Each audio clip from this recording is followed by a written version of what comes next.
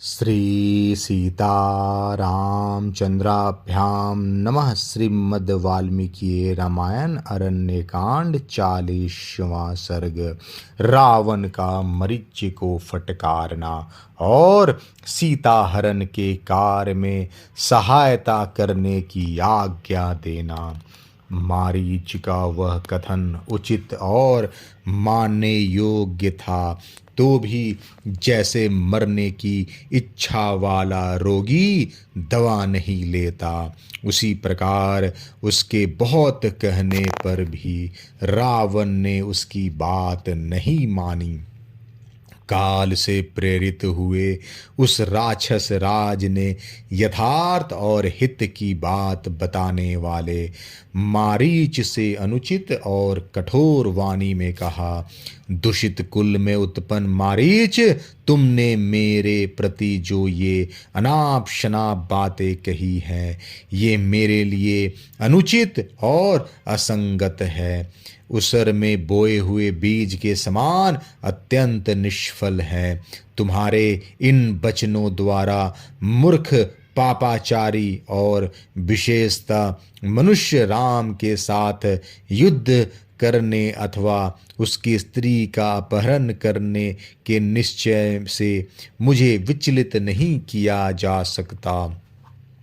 एक स्त्री कैकेयी के मूर्खतापूर्ण वचन सुनकर जो राज मित्र माता और पिता को छोड़कर सहसा जंगल में चला आया है तथा जिसने युद्ध में खर का वध किया है, उस रामचंद्र की प्राणों से भी प्यारी भार्या सीता का मैं तुम्हारे निकट ही अवश्य हरण करूंगा। मारीच, ऐसा मेरे हृदय का निश्चित विचार है। इसे इंद्र आदि देवता और सारे असुर मिलकर भी बदल नहीं सकते।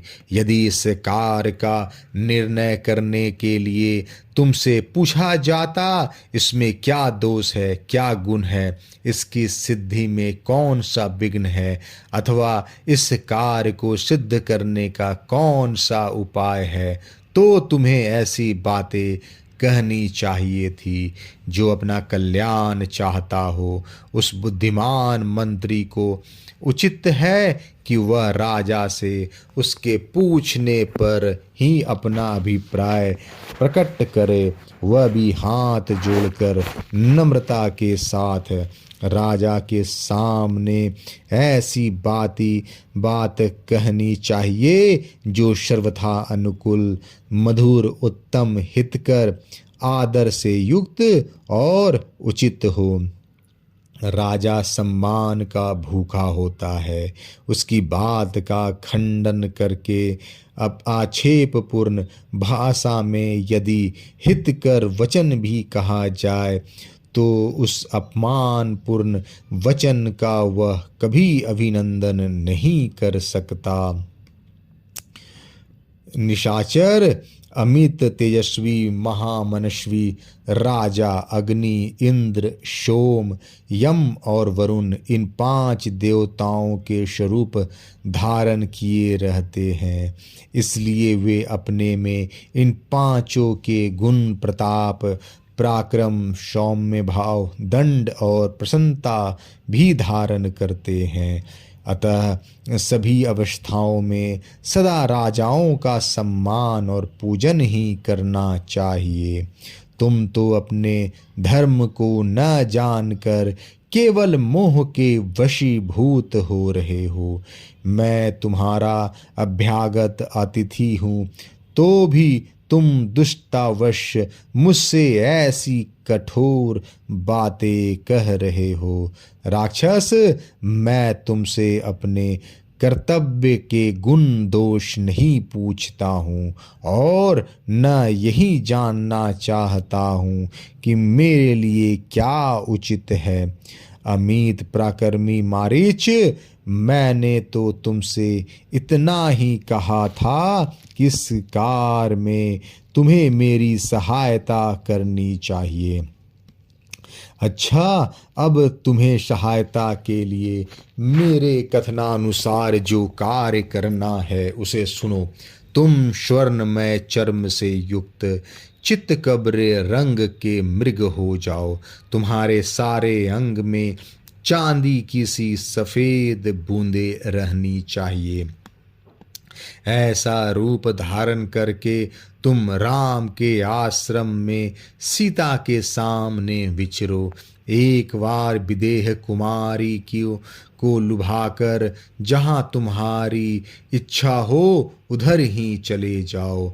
तुम मायामय कांचन मृग को देख कर मिथिलेश कुमारी सीता को बड़ा आश्चर्य होगा और वह शीघ्र ही राम से कहेगी कि आप इसे पकड़ लाइए। जब राम तुम्हें पकड़ने के लिए आश्रम से दूर चले जाएं तो तुम भी दूर तक जाकर श्री राम की बोली के अनुरूप ही ठीक उन्हीं के स्वर में हा सीते हा लक्ष्मण कहकर पुकारना। तुम्हारी उस पुकार को सुनकर सीता की प्रेरणा से सुमित्रा कुमार लक्ष्मण भी स्नेहवश घबराए हुए अपने भाई के ही मार्ग का अनुसरण करेंगे। इस प्रकार राम और लक्ष्मण दोनों के आश्रम से दूर निकल जाने पर मैं सुखपूर्वक सीता को हर लाऊंगा। ठीक उसी तरह जैसे इंद्र शची को हर लाए थे। उत्तम व्रत का पालन करने वाले राक्षस मारीच इस प्रकार इस कार्य को संपन्न करके जहाँ तुम्हारी इच्छा हो वहाँ चले जाना। मैं इसके लिए तुम्हें अपना आधा राज दे दूंगा। सौम्य, अब इस कार्य की सिद्धि के लिए प्रस्थान करो। तुम्हारा मार्ग मंगलमय हो। मैं रथ पर बैठकर दंडक वन तक तुम्हारे पीछे पीछे चलूंगा। राम को धोखा देकर बिना युद्ध किए ही सीता को अपने हाथ में करके कृतार्थ हो तुम्हारे साथ ही लंका को लौट चलूंगा। मारीच, यदि तुम इनकार करोगे तो तुम्हें अभी मार डालूंगा। मेरा यह कार्य तुम्हें अवश्य करना पड़ेगा। मैं बल प्रयोग करके भी तुमसे यह काम कराऊंगा। राजा के प्रतिकूल चलने वाला पुरुष कभी सुखी नहीं होता है।